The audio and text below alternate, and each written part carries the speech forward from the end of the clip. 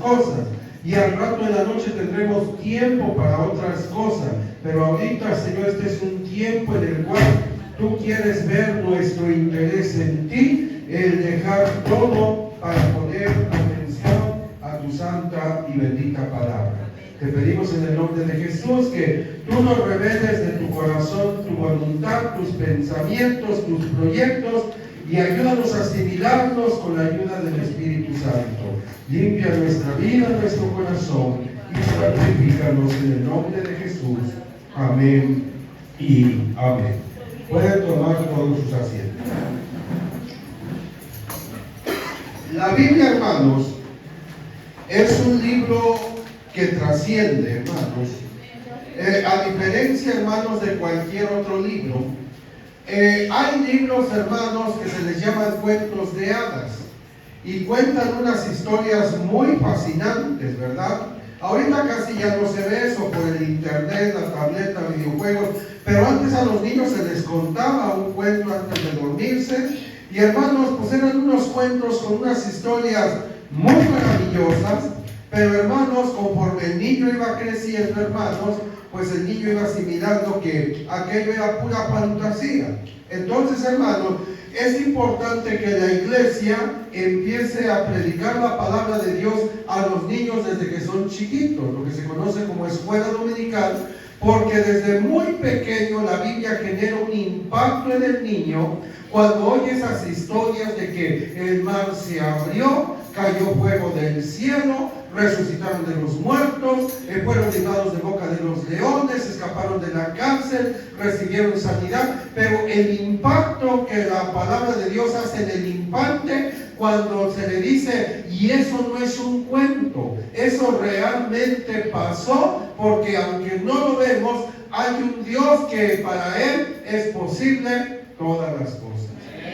Pero todavía, hermanos, la palabra inyecta más fe en el infante cuando dice, y eso puede pasar contigo también, si le crees a Dios, si amas a Dios, si buscas a Dios y si obedeces a Dios. La Biblia trasciende, hermanos, porque mire, hay libros que te hablan de cosas literales.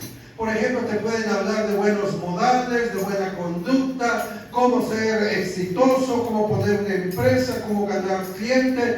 Pero aunque esos libros te traten de cosas literales, no aplican a cosas espirituales. Y como dicen por ahí, de nada le sirve al hombre ganar el mundo y perder su alma. Y también, hermano, que muchas veces el problema del hombre no es físico o literal, es espiritual. Pero también hay otros libros que te hablan de cosas espirituales, pero no aplican a las cosas literales. Y la grandeza de la Biblia es que de algo literal se aprende algo espiritual, y de algo espiritual también se aprende algo literal. Hoy, hermanos, vamos a ver que la Biblia siempre se mueve en el campo de lo milagroso. Fíjense, hermanos, que solamente el hombre que está enojado con Dios, en rebeldía con Dios, dice el necio en su corazón, no hay Dios. Hermanos, toda la vida, hermanos, la vida está plagada de milagros. Ningún hombre puede decir, yo nunca he visto un milagro. No, la vida está plagada de milagros. Miren, ahorita que yo veo allá el monte, ahí hay un montón de culebras, hay pájaros, hay roedores, ninguno de ellos tiene seguro social, ninguno de ellos tiene nómina, ninguno de ellos, hermano, y sin embargo, téngalo por seguro que este día, ninguno de ellos se murió de hambre. Y eso es un milagro. Hermano, la salvación es un milagro. ¿Usted por qué creyó en el Evangelio? Usted creyó en el Evangelio porque su corazón era más dócil, más santo, más noble que los demás que estaban cuando se predicaba la palabra y no quisieron. No, nosotros estábamos perdidos, endurecidos, endiablados, malvados. Pero, hermanos, la persona que toca la guitarra es porque Dios le da el don. Alguien es trapecista porque Dios le da el don. Y la persona que cree en el Evangelio es porque Dios le da el don de creer, recibir, aceptar y obedecer la palabra. ser que pasó un milagro también. Ahora, hermanos, hay otro milagro y es un milagro muy grande, hermanos. El matrimonio. El matrimonio es un milagro muy grande, porque, hermanos, se trata que Dios toca dos corazones al mismo tiempo. Toca el corazón de un hombre y de una mujer de distintas familias, de distintas culturas, de distintas costumbres, de distintas razas, de distintas posiciones sociales y hasta, sobre todo, si están a distancia. Isaac y Rebeca estaban a 1000 kilómetros de distancia. ¿Sabe cuánto es eso? De aquí a Cancún. A 1000 kilómetros de distancia, y sin embargo Dios tocó dos corazones. Por eso, hermanos, quiero que sepa algo, hermano. Ese milagro no pasa en todos. Hay personas que se casan y a los 6 meses, al año, a los 2 años, ya se dejaron. ¿Por qué? Y miren, yo le quiero decir a usted algo, hermanos. Cuando muchas personas lleguen al cielo, y hablo de cristianos que van a llegar al tribunal de Cristo, donde nadie va a ser echado al infierno, y le digan: Señor, yo quisiera preguntarte algo. ¿Por qué mi matrimonio fue mucho pleito? ¿Por qué mi matrimonio fue una persona tan difícil? ¿Por qué fue una persona como que teníamos discusiones, como que teníamos fricciones, como que no nos entendíamos? ¿Por qué? Y Dios le va a decir: te casaste con la persona que yo no tenía para ti. O sea, tú te metiste a noviar, a forcejear, a luchar, a envidiar, a celar, a apretar, ¿verdad? A querer conquistar. Y, hermano, cuando el zapato no es para uno, te va a apretar, te va a cortar, te va a generar ampolla, por más que te lo quieras meter a fuerza. Cuando el zapato es de uno, entra bonito, entra suavecito, y cuando hay un milagro, están juntos muchos años. Aunque haya enfermedad, aunque haya o no hijos, aunque haya problemas, aunque haya angustia, aunque haya lucha, pase lo que pase, ahí están los dos juntos, hermano, con los dos factores del amor: disfrutar y aguantar.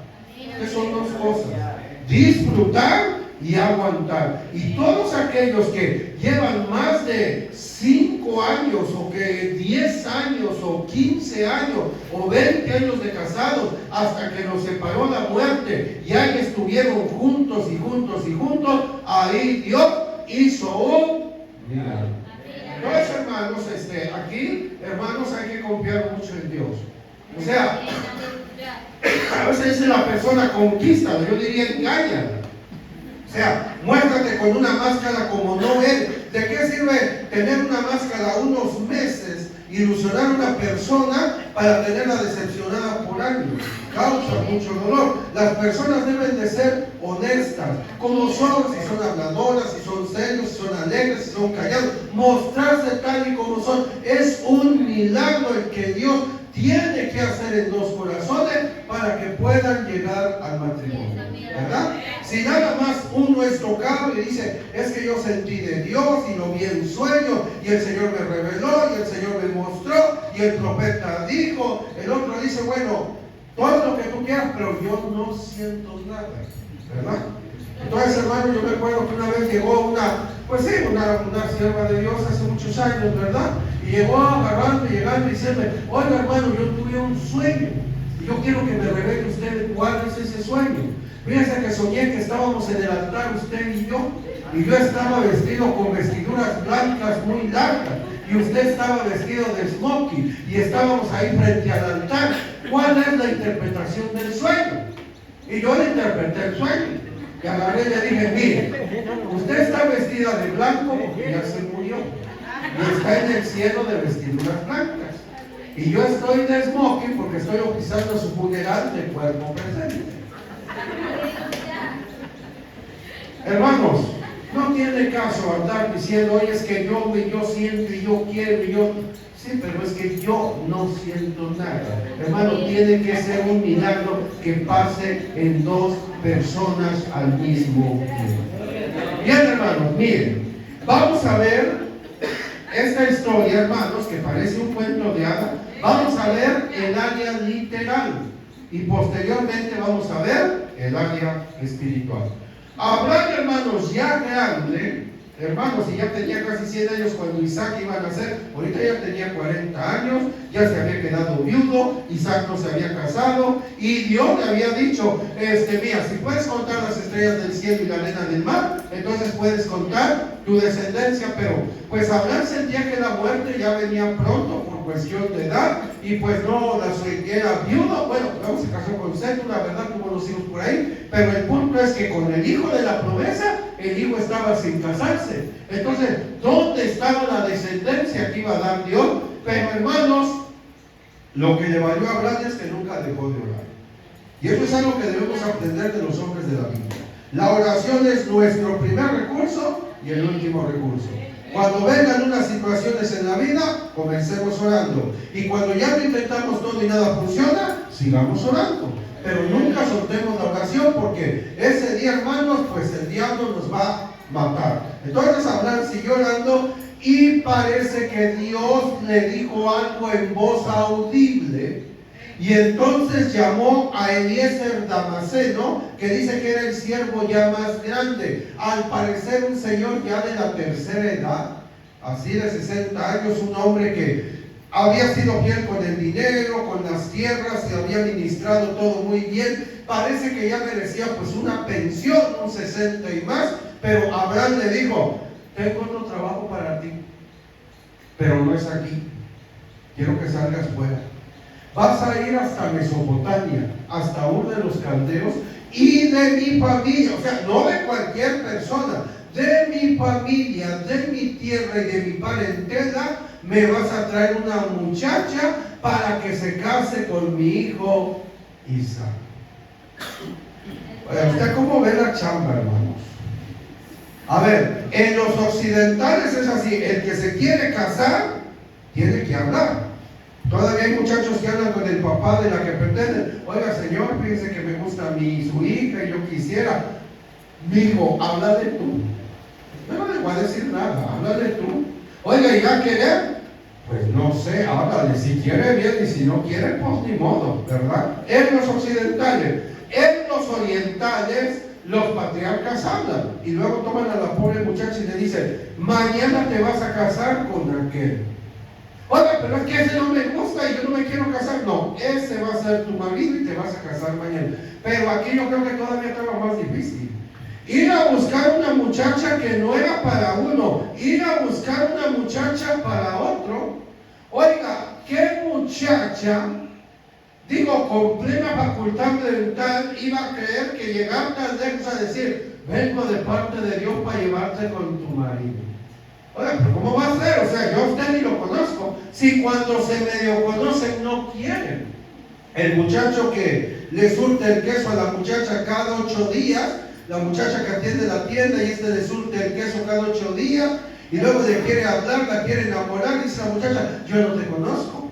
O sea, nos vemos cada 8 días que me viene a surtir el queso, pero yo no te conozco. Hermano, no había redes sociales, no había Facebook, no había celulares, no había llamadas, no había internet. ¿Qué muchacha coherente podía decir, así como no, yo voy a dejar todo y me voy a casar con ese hombre que ni siquiera conozco? O sea, lo primero que Eliezer dijo fue, oiga, y si no quiere venir, pues sí, es que ¿quién va a querer venir así sin presentación, verdad? Entonces, hermanos, Eliezer aceptó la misión porque Eliezer asimiló algunas cosas.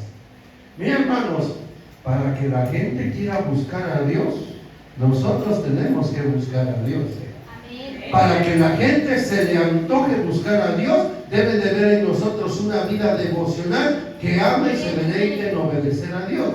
Y Eliezer ya había observado cosas en Abraham, y yo creo que Eliezer también aprendió a orar, porque Eliezer veía cómo Abraham, pues era su siervo más allegado, lo veía cómo levantaba los altares y cómo este hombre gozaba de la presencia, de la amistad con Dios, y él aceptó la misión porque él sabía, yo voy a orar. Mire, Eliezer asimiló esto.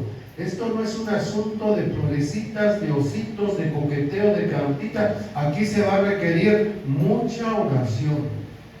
Orar desde este momento. Eliezer no llegó a Mesopotamia a orar. Cuando él llegó a Mesopotamia, él ya había orado mucho. Y lo que le fortalecía a Eliezer es que él iba en el camino, sin hoteles, sin autopistas, sin restaurantes de lujo. Él iba orando, pidiéndole a Dios que hiciera un milagro, porque se requería que hubiera un milagro. De lo contrario, aquello no podía pasar. Y Eliezer dijo: bueno, yo voy a ir orando, pero Abraham allá se quedó orando, y donde 2 o 3 se pongan de acuerdo, o será hecho. Ahora, el verso 7, Abraham le dice: esta misión no lo vas a hacer tú solo. Eso le reconfortó. No lo vas a hacer tú solo. El ángel de Jehová, Jesucristo, va a ir delante de ti. Es decir, Él va a ir por delante, y mientras tú vas viajando y tú vas orando, el Señor va a hacer un milagro en un corazón, y cuando tú llegues allá, el Señor ya hizo un milagro. De lo contrario, no se va a poder. ¿Verdad que sí? Entonces, hermanos, agarró Eliezer, tomó los camellos con esa convicción: tengo que orar, y tengo que orar mucho. El Señor va a ir delante de mí, el Señor Jesús. Mi amo se va a quedar orando también, y esperamos que Dios haga un milagro y toque un corazón de la descendencia de Abraham para que se quiera venir a casar con Isaac. Porque, hermano, la cosa estaba muy dura, muy difícil. Imagínense llegar y si ninguna muchacha quería. Ahora, si alguna con el tornillo medio chispado hubiera dicho que sí, y cuando llega el siervo Eliezer: aquí está la muchacha, Isaac le dice: esa no me gusta, vete por otra. No, estaba duro, estaba difícil. Ahora pasamos al verso número 11. Alabe a Dios. Alabe a Dios. Verso 11. E hizo arrodillar los camellos fuera de la ciudad, junto a un pozo de agua, a la hora de la tarde, la hora en que salen las doncellas por agua, y dijo: oh Jehová, Dios de mi señor Abraham, dame, te ruego, el tener hoy buen encuentro, y haz misericordia con mi señor Abraham. Hermano, esta oración no era el comienzo. Esta oración ya era la clausura de una vida de oración. Señor, yo ya oré mucho. A estas alturas, tú ya debiste haber tocado un corazón, o yo voy a regresar con las manos vacías, y alguien que sea del linaje de Abraham, y necesito que tú me muestres quién puede ser esa persona.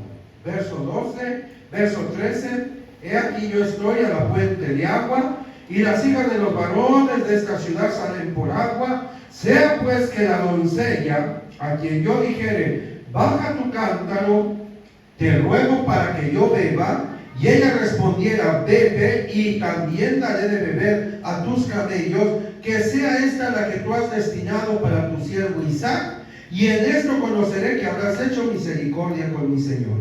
Y como dice la palabra de Dios, antes de que empecemos a orar y salga la palabra de la boca, Dios ya conoce la petición. Verso 15. Y aconteció que antes que él acabase de hablar, he aquí Rebeca, que había nacido a Betuel, hijo de Milca, mujer de Nacor, hermano de Abraham, la cual salía con su cántaro sobre su hombro, y la doncella era de aspecto muy hermoso, virgen, a la que varón no había conocido, la cual descendió a la fuente y llenó su cántaro y se volvía. Entonces el criado corrió hacia ella y dijo: te ruego que me des a beber un poco de agua de tu cántaro. Ella respondió: bebe, señor mío, y se dio prisa a bajar su cántaro sobre su mano y le dio a beber. Y cuando acabó de darle de beber, dijo: también para tus camellos sacaré agua hasta que acaben de beber. Y se dio prisa y vació su cántaro en la pila, y corrió otra vez al pozo para sacar agua, y sacó para todos sus camellos. Y el hombre estaba maravillado de ella, callando para ver si Jehová había prosperado su viaje o no.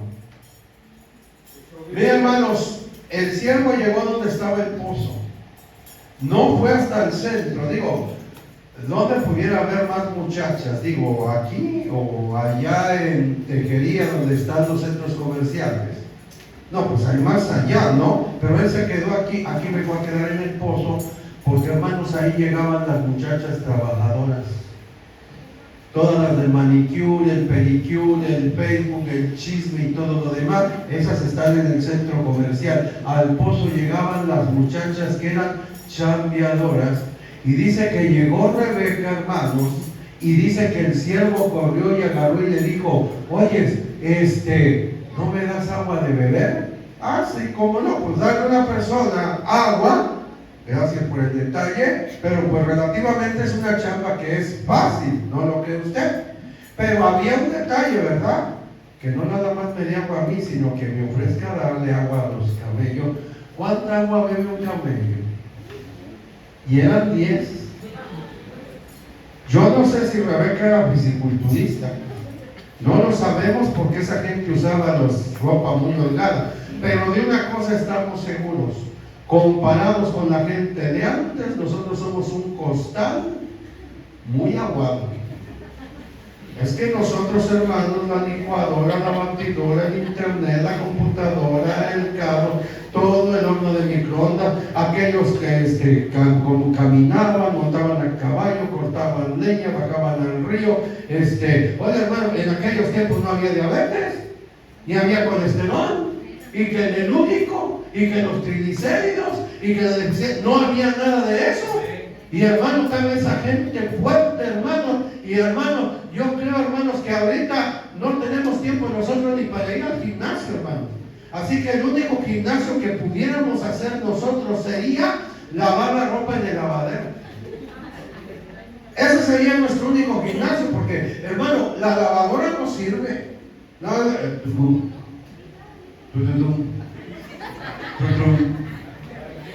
Y ya desfoga el agua y eso es todo. Muchos traen la ropa perfumada, pero no limpia. Pero hombre, usted se pone el lavadero, hermano, en las mañanas, temprano a las 7 de la mañana, con unas 50 prendas así bajitas la mano, ¿verdad? Y usted pone esa posición y empieza este movimiento, pantorrillas, se sube la panza, la cintura, las manos, y empieza usted a moldear el cuerpo, aunque sea tantito, hermanos, ¿verdad? Y hermano, cuando nosotros vamos a un pozo, la idea del pozo es que aquí está el pozo y el agua está a ras de piso. Y no, el agua está 5, 10 metros para abajo. Y una vez fue a un rancho y nomás saqué una cubeta para el baño. Y acaba uno muy fatigado, muy cansado. Oye, imagínese, ve usted a Rebeca, ¿verdad? Y una y otra y otra y otra y otra. Hermanos, ella no era panzona ni barrigona, o sea, con esto todos los días. Era una gente, hermanos, que tenía el cuerpo de atletas, hermanos. Y entonces, hermanos, el siervo se quedó todo admirado diciendo, santo Dios, el cuadro encaja perfecto. ¿Iba a enseñar los regalos? Sí. Los regalos eran llamativos, eran costosos, sí. Pero ahora venía lo mero bueno. Entregar el mensaje y que lo creyera. Oye, muchacha mía, es que yo vengo orando a Dios, el Dios vivo. Y yo creo que yo estaba pidiendo un perfil y tú encajas en el perfil. ¿Para qué? Pues vengo a llevarte con tu marido. O sea, ¿quién va a decir que sí así nada más? Bueno, hermano, ¿cómo ve la historia literal? ¿Parece un cuento de hadas, sí o no? ¿Verdad? Está mejor que la Cenicienta y el Príncipe Azul, ¿verdad? Y todas esas historias, ¿verdad? Bueno, pero ahora, que ya vimos la historia literal, vamos a ver, ya no continúa porque ya sabemos cómo acabó todo. Vamos a ver el área espiritual. Eliezer era siervo de Abraham, ¿no? Y nosotros somos siervos de Jesucristo, ¿no? ¿Y dónde servimos? Pues servimos como Eliezer. ¿Dónde? Aquí. Unos predican, otros cantan, otros enseñan, otros hacen la limpieza, otros hacen el talento, otros el mantenimiento. Y todos trabajamos aquí. Y parece que cuando venga Cristo nos va a decir, ve buen siervo fiel, poco fuiste fiel, sobre mucho te pondré. Pero el Señor agarra en esta hora y nos dice lo siguiente, tengo otra chamba para ti. Nomás que ya no es aquí en el templo. Quiero que te salgas del templo y me vayas a buscar en estos ranchos un alma para que me la traigas a la iglesia, para que sea novia de mi hija Jesucristo, de mi hijo Jesucristo, y se vaya a casar con él a las bodas del Cordero. ¿Cómo ve usted la chamba? A ver qué fue lo que dijo Eliezer. Y si no quiere venir, ¿y qué decimos nosotros? No van a querer venir. O sea, nos evitamos la fatiga, ¿no? No van a querer venir.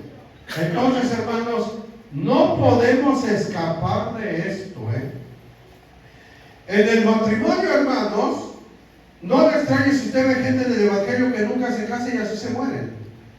Matrimonio no es para todos. Y usted se da cuenta que el milagro del matrimonio no pasa en todos. Uno se casa y al poco tiempo se deja. Y entonces, hermanos, es que Jesús dejó todo en claro. El que entra ya no sale. En un matrimonio, el que entra ya no sale. Por eso dice, en el matrimonio unos anhelan entrar, pero otros lloran por salir, porque ahí el que entra ya no sale. Bueno, pero está el divorcio.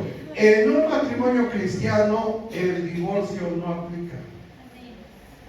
Solamente que haya adulterio. Porque en el adulterio se rompió la fidelidad y el pacto. De ahí en fuera, y hasta eso, déjenme decirle algo. Cuando hay ese pecado, todavía van a ver si se reconcilian. Porque cuando van ante el juez no dice firme aquí, no. El juez agarra y dice, hey, siéntense. ¿Están seguros de lo que van a hacer? Ya lo pensaron. Y hermano, en la iglesia también preguntan, oiga, ¿seguro que se van a dejar? Y a veces se perdonan y a veces ya no. Solamente si hay adulterio. Si hay diabetes, si hay cáncer, se le cayeron los dientes, se le cayó el pelo, hay que cargar los pañales, hay que bañarlo, hay que asearlo, hay que cargarlo, se le queman los frijoles, se le olvidan las cosas, se puso obeso, se puso flaco, hay que aguantar hasta que se muera. Entonces llega Pedro y le dice, no se vale, Señor, si es así, pues no conviene casarse. Y dijo Jesús, búsquelo en su casa, no en San Mateo 19. No es para todos. No es para. Pero en cuanto al asunto de que Dios agarra y dice, quiero que te vayas para afuera, tráeme un alma. ¿Qué texto se va a agarrar usted para la Biblia para decir, eso no es para mí? No hay por dónde defenderse. Y todos los días el Señor nos está mirando, aunque vengamos a la iglesia, y Él nos dice, hijo mío, ¿qué pasó con la tarea que te encargué? Ya fuiste a buscarme un alma. Hermanos, ¿cuántas semillas tiene una papaya? No todas. Unas tienen muchas. Y otras, una vez yo partí una papaya, tenía una. Y luego partí otra muy tierna, muy sabrosa, muy dulce, muy jugosa. La partí, ni una. Y todos vamos a llegar delante de Cristo un día, al tribunal de Cristo, 2 Corintios 5:10. Y va a decir, a ver, hijo, trae para acá, ¿cuántas almas? Ni una. 40 años calentando el asiento. No podemos escapar de esto, ni yo tampoco. Oh, Señor, yo predico, no. No es de que tú predicas en las iglesias, tú también te toca salir a la calle hablando a la gente. Tú quiero que me traigas un alma. Entonces, hermano, tenemos que empezar a pensar como Eliezer. A ver, ¿qué fue lo que pensó Eliezer? Número 1, esto requiere mucha oración. Hermano, vamos a empezar a orar cuando ya venga la campaña, cuando va a venir el evangelista, cuando alquilemos el terreno. Vamos a empezar a orar. No. En el momento que venga la campaña, ya oramos mucho. En el momento que salgamos con los folletos que nos mande el pastor o la pastora, ya oramos mucho. Porque hay un evangelismo general. Y ese evangelismo general es ir repartiendo folletos, invitando de casa en casa, pero dentro del evangelismo general hay un evangelismo específico. Señor, en todas las personas que vamos a invitar hay alguien que tú ya debiste haber tocado, porque de lo contrario no va a querer venir nadie. Se requiere orar mucho y confiar. Aquí vamos a encontrar descanso. Jesús dijo: vengan a mí, descansen. San Mateo 28. Descanso porque es una tarea que no la voy a hacer solo, sino que va a meter Dios las manos. Él va a ir por delante. Él va a hacer el milagro y yo voy a hacer la invitación. Nada más. ¿Qué pasó con Eliezer? Cristo hizo el milagro, Eliezer nomás hizo la invitación y la doncella aceptó. El problema, hermanos, es que a veces la iglesia puede caer en herejía. Herejía no es brujería. Herejía es explicar mal un texto de la Biblia, explicar mal el mensaje de Dios. Eso es herejía. Ahora, Abraham recibió una herejía. Llega Sara y le dice: ahí va la herejía. Abraham, Dios quiere que le demos un hijo. Mira cuántos años tenemos. No podemos darle un hijo a Dios. Así que métete con mi sierva Agar para que le podamos dar a Dios el hijo que quiere. Hermanos, ¿qué dijo Dios? ¿Quién les dijo que me dieran un hijo? Yo nunca les pedí a ustedes que me dieran un hijo. Yo les dije que yo iba a hacer un milagro y que yo les iba a dar un hijo, no que me dieran ustedes un hijo. No era un asunto de su propia fuerza, era un asunto de que yo iba a hacer un milagro. Ahora, hay herejía hoy en día también cuando la iglesia dice: tenemos que evangelizar, tenemos que ver que los templos crezcan, así que tenemos que ir y tenemos que traernos a la gente. Hermanos, ahí viene la herejía. Lo vamos a hacer nosotros. Nosotros los vamos a conquistar. ¿Cómo? Peleándonos, convenciéndonos. Mire, hay un método muy bueno para cambiar gente anciana. Llevamos escopetas y ametralletas, y entonces nos apuntamos con las horribles. Vas a recibir a Cristo y te vas a arrepentir de tus pecados. Después de hacer la oración, te vamos a bautizar. Y después te vamos a mandar para mandarte al cielo. Oh, pues sí, muchos sí se van a ir para el cielo, ¿verdad? Los mandamos nosotros con los rifles. Oh, bueno, es que eso se oye muy cruel, ¿no? Dice la Biblia: no matará. Bueno, llevamos unos payasos. Hacemos una obra de teatro. Pasamos una película cristiano mundana. Hacemos un carnaval, hacemos un concierto rockero cristiano con unos disque cristianos de playera negra y unas crucesotas acá. Hermanos, el día de ayer me pidieron un estudio. ¿Saben cómo se llama el estudio? Que tuve que dar ayer. ¿Qué es una campaña cristiana y qué no lo es? De acuerdo a la Biblia, hermanos, una campaña cristiana es un lugar donde se predica la Biblia. Se predica a Cristo. La gente se convierte, hay sanidades, hay milagros y gente liberada de los demonios. Eso es una campaña. Pero hay algo más de lo que es una campaña. ¿Sabe usted lo que es una campaña? Dicen, una campaña es que llega un gran evangelista usado por Dios y ese evangelista predica y Dios lo respalda con milagros. Pero no, puede ser, pero en Éxodo 19 Dios le dijo a Moisés: santifícame al pueblo, santifícame a todo el pueblo, porque la gloria y el poder de Dios va a descender. Que todo el pueblo sea santificado. Y en el día de Pentecostés, quédense en el aposento alto, ayuden, oren, lean la Biblia, consagrense, santificado. Y cuando Pedro predicó en la campaña de Pentecostés, había no un predicador, había 120 almas consagradas a Dios ahí. ¿Qué es una campaña? Un predicador consagrado con una iglesia que está consagrada a Dios. De lo contrario, hermanos, ¿qué está pasando? se hacen unas campañas tan chiquitas que nomás está la pura iglesita, nadie llega, nadie se convierte, nadie sana, porque el pueblo no está consagrado a Dios. Hermanos, Eliezer tenía que orar mucho. Y hermano, tenía que esperar que Dios hiciera la obra. Oiga lo que nos revela Jesús. ¿Qué nos dice Cristo a nosotros? Vayan y que siembren. Pero hermano, a ver, yo veo ese terreno ahí, ese paisaje. Vamos a sembrar. No se puede. Primero hay que preparar la tierra, tampoco no es cierto. O vamos a sembrar en ese montaño. Primero hay que preparar la tierra. Cristo no nos mandó a preparar la tierra. ¿No se ha dado cuenta de eso? Él no nos mandó a preparar la tierra. Él dice, vayan a sembrar. Y si vamos a ir a sembrar es porque el Espíritu Santo ya fue por delante preparando la tierra para que reciban la palabra. El detalle, hermanos, es que la iglesia quiere hacer la chamba sola. Miren, una montaña. Pues ¿cómo derribamos la montaña? Ponemos la dinamita y explotamos y cae la montaña. No se va a caer.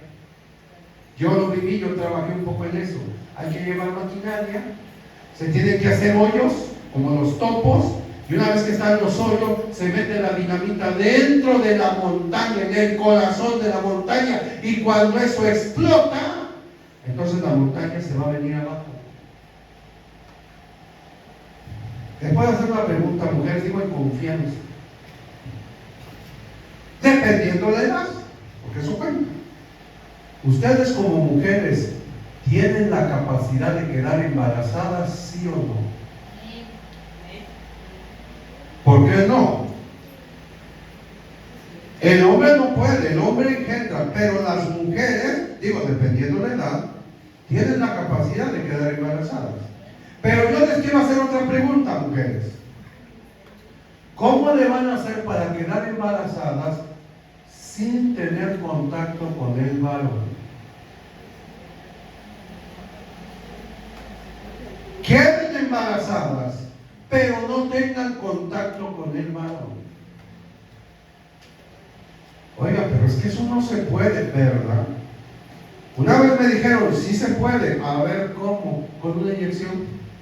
¿Y qué le van a inyectar? El esperma del hombre. Pues hay razón de lo mismo.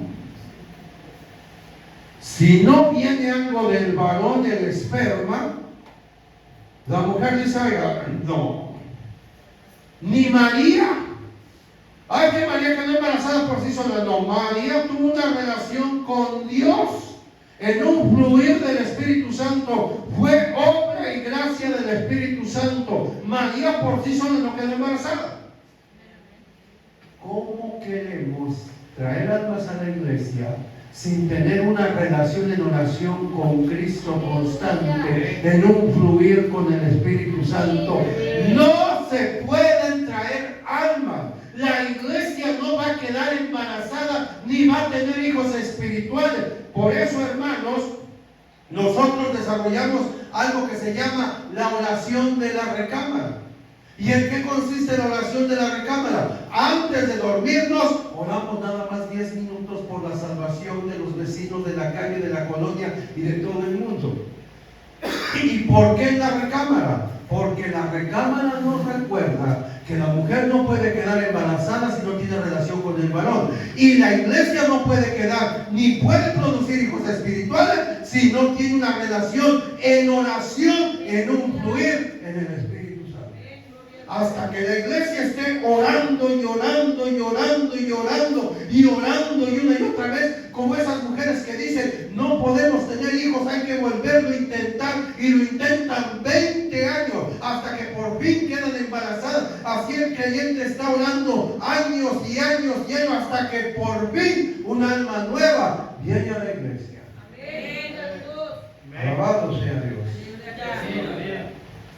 Hermanos, los predicadores de antes. Hubo un hermano que narró su experiencia y luego dije, vino Gigi Ávila a la ciudad.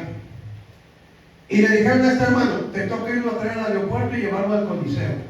Y el hermano dijo, ah, santo Dios, a mí me toca llevarlo, tener allí ya de aquí de copiloto y platicar con él y estrechar la mano de ese siervo de Dios y que me haga por ahí una oración personal.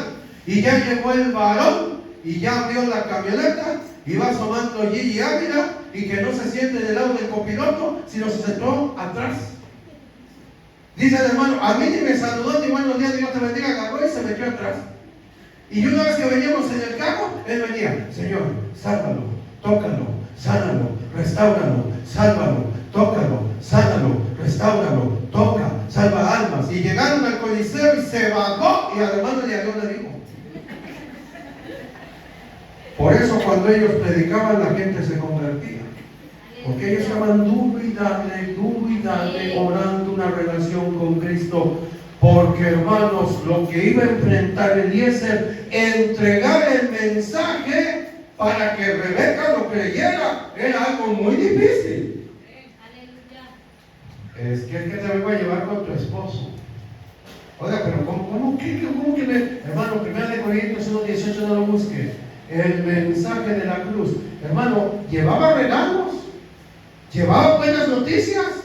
¿Qué es el evangelio? ¿No son buenas noticias? ¿No son buenas nuevas? Pero, oiga, como que estaba duro de creerlo, ¿no lo cree usted? Y agarró y dijo, es que te voy a llevar. Oiga, pero ¿cómo me va a llevar si no usted ni siquiera lo conozco, verdad? A ver, el verso 22 nada más.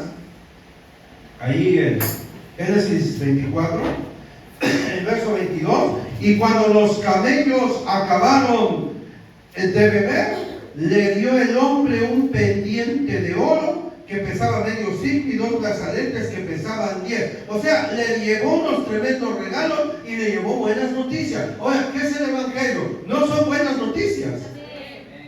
Mira, déjame explicarte algo, muchacha. Tu futuro suegro, el papá de tu esposo, el que va a ser tu esposo, no es un hombre cualquiera. Dios no le dio unos terrenos, no. Dios le dio una nación que fluye leche y miel. Y de ahí Dios va a levantar una familia, una descendencia y un pueblo por donde va a venir el Salvador de este mundo, Jesús. Y en ese linaje y en esa descendencia, tú estás incluida en el paquete. ¿Cómo la ves? Mira, los camellos son tuyos, mira el brazalete, los pendientes son tuyos. ¿Cómo la ves? Demasiado bueno para ser cierto. O sea, un hombre que le dio una nación y que Dios le iba a levantar. Es que esto está demasiado bueno para... ¿Y yo por qué? Hermano, cuando presentamos el mensaje del Evangelio, es que te venimos a hablar de Jesús. Él murió en la cruz y con la sangre, con una gota de tu sangre te va a limpiar de tus pecados y te va a hacer hijo de Dios y vas a ser parte de su novia y vas a ser parte de su iglesia y vas a ser príncipe de su pueblo y te va a hacer una casa en el cielo y te va a llevar a las nubes y cuando Él venga vas a regir las naciones con vara de hierro y vas a ser sacerdote, hijo de Dios, príncipe de su pueblo. Ay, santo Dios, yo el borrachín de la calle, el mujeriego de la carretera, el drogadicto de la esquina, yo un diablo, ser hijo de Dios, siervo de Dios, y que me va a hacer una casa en el cielo, y que me va a llevar a las bodas del Cordero. Yo, demasiado bueno para ser cierto. Tiene que haber un milagro, hermano. Ahora, Rebeca dijo, ¿cómo me va a llevar usted con un hombre que no he visto, que no conozco? A ver, 1 de Pedro 1:7. Alabado sea Dios. 1 de Pedro 1:7. Dice, para que sometida a prueba vuestra fe, mucho más preciosa que el oro, el cual aunque perecedero se prueba con fuego, sea hallada en alabanza, gloria y honra cuando sea manifestado Jesucristo. O sea, el preámbulo aquí es alguien que no veo, pero que si le creo lo voy a ver. A ver qué dice el verso 8. A quien amáis sin haberle visto, en quien creyendo, aunque ahora no lo veáis, os alegráis con gozo inefable y glorioso. La gente dice es que el hombre de por sí dice, bueno, hay que poner ajos, hay que poner aquí una herradura, hay que poner... Mire, yo le quiero decir algo, hermanos, si algún día usted evangeliza a una persona, sobre todo católico, qué bueno fuera, hermanos, que un día en misa algún fiel católico le hiciera una pregunta al cura en público y le dijera, oiga, señor cura, ¿le puedo hacer una pregunta? ¿Por qué nosotros tenemos que pedirle a yeso? Ya no le llaman imágenes ni santos, ya nomás le llaman yesos, muñecos. ¿Por qué nosotros tenemos que tener un montón de yesos si en la Biblia ningún hombre adoraba imagen? Moisés no adoraba imagen, Elías no adoraba imagen, Pablo no adoraba imagen. En la Biblia me muestra que todos los hombres de la Biblia, ninguno era idólatra, ninguno adoraba imagen. ¿Y por qué nosotros tenemos que hacerlo? Ay, qué buena pregunta para un cura o para el papa eso, Hermanos, la gente dice, los hombres de la Biblia no adoraban imágenes, pero sentían a Dios, no lo vieron. Moisés le vio las espaldas, Daniel dice que vio allá como un anciano o un anciano de día, pero en sí los hombres de la Biblia, a Dios del cielo no lo vieron, ya vieron a Jesús. Pero hermanos, ¿por qué esos hombres sentían a Dios, temían a Dios y percibían a Dios? Porque en obediencia a Dios ellos levantaban un altar como Dios manda, sacrificaban un animalito inocente, la sangre era derramada y hasta que había un sacrificio, un altar y una sangre derramada, entonces ellos empezaban a sentir a Dios, aunque no lo veían. Mi amigo, tienes que venir al altar, tienes que levantar un altar, tienes que arrepentirte de tus pecados, tienes que haber derramado en la sangre derramado de Cristo, tienes que ser lavado. Y no lo vas a ver, pero lo vas a sentir y lo vas a experimentar. Hermano, cuando Cristo resucitó, ¿se le apareció a sus enemigos? No, Él se le apareció nomás.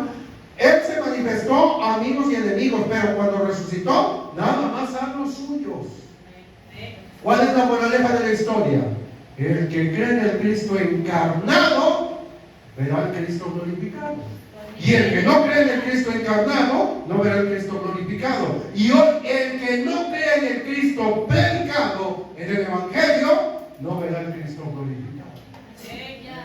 Número 3, Rebeca pudo haber dicho, pues ya esto me está interesando, pero el muchacho se viene para acá. Y entonces el siervo se acordó de hablar. Mi hijo no regresa para allá. ¿Cómo vamos a regresar para allá si Dios nos sacó de allá?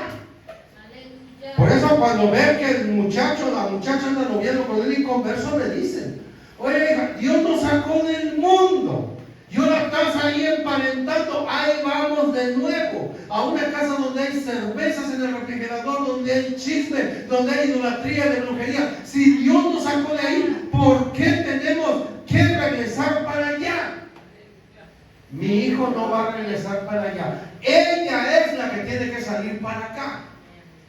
Entonces, hermanos, ¿qué pasa con las modernas congregaciones hoy en día? ¿Cómo le hacemos? Porque no entienden la palabra. Tiene que haber un milagro. No, ellos quieren traerse a la gente para acá. ¿Cómo nos traemos a la gente para la iglesia? Volviéndonos un poco como ellos, vistiéndonos un poco como ellos, haciendo algo de las cosas que hacen ellos. Entonces, hermanos, vea usted 2 de Corintios capítulo 6, 17. 2 de Corintios capítulo 6, verso 17.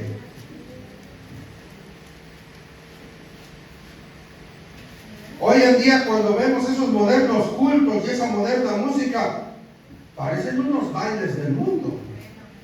La verdad. 2 de Corintios 6, 17. Por lo cual salid en medio de ellos y apartaos, dice el Señor.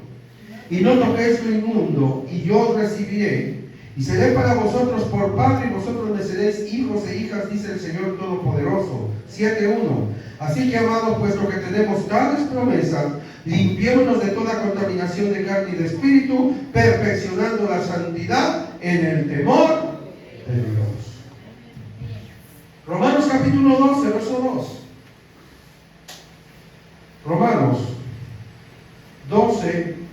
Dios.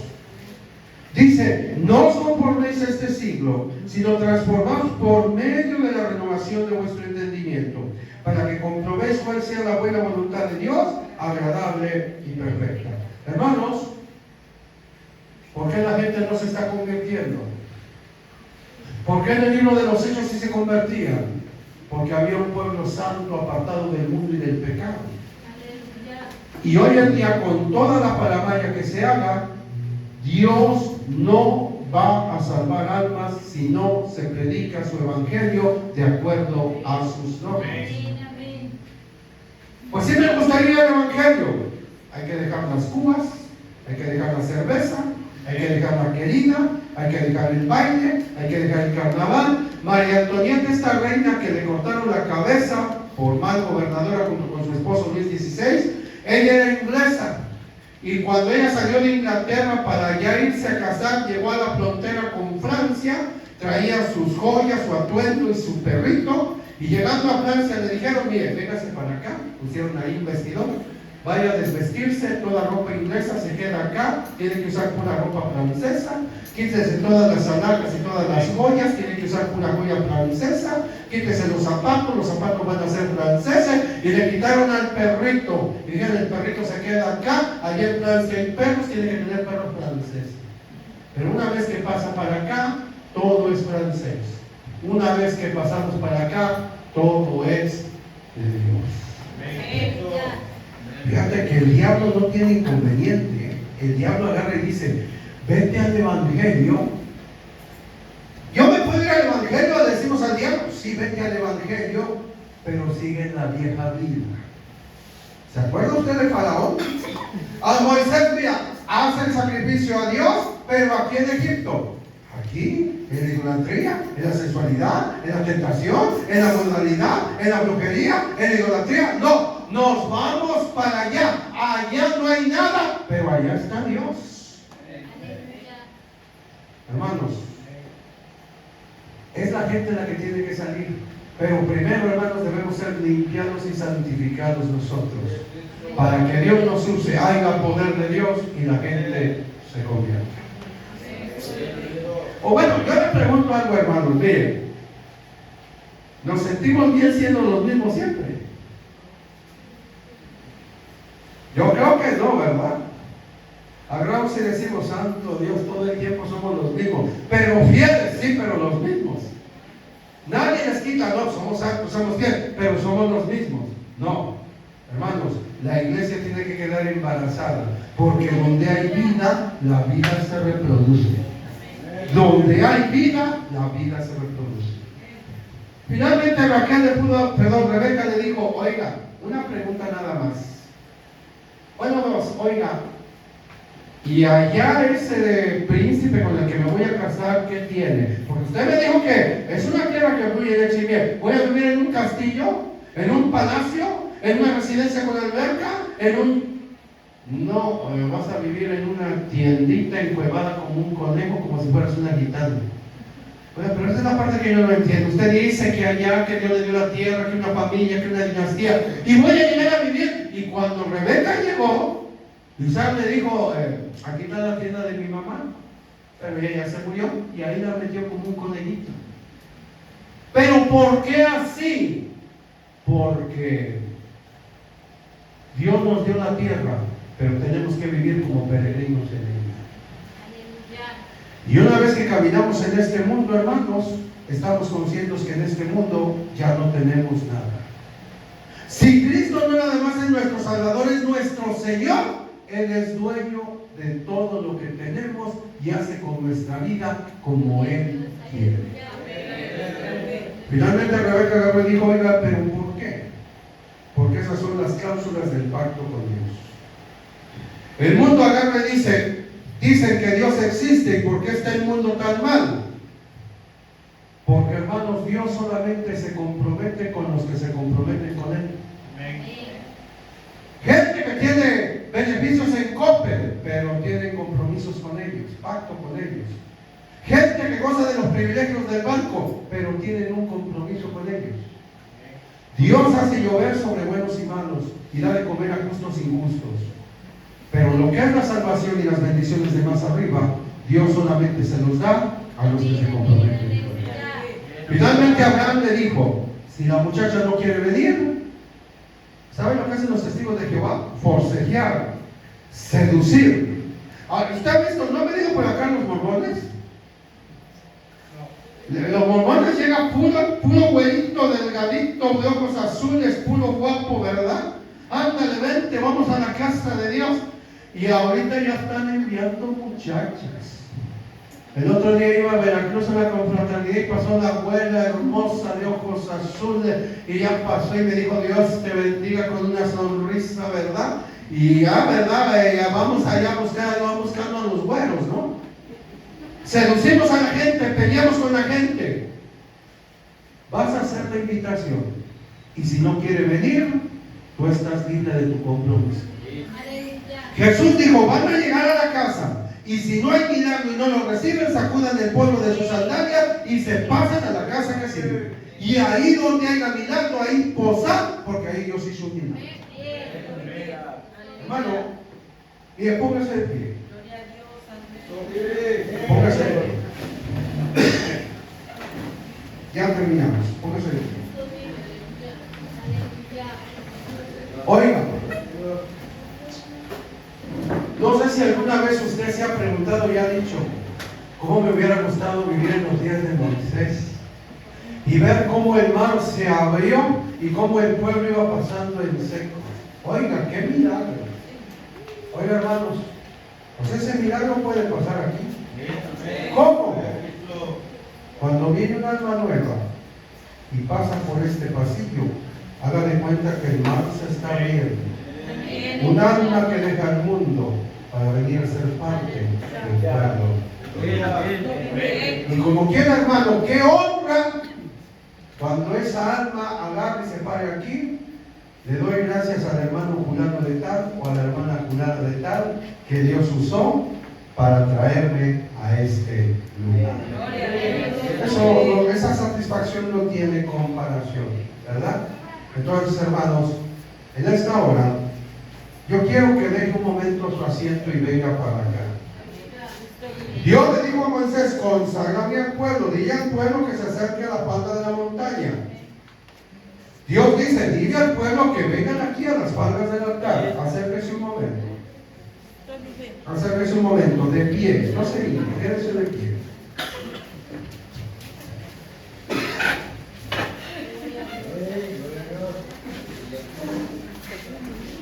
Quédese de pie.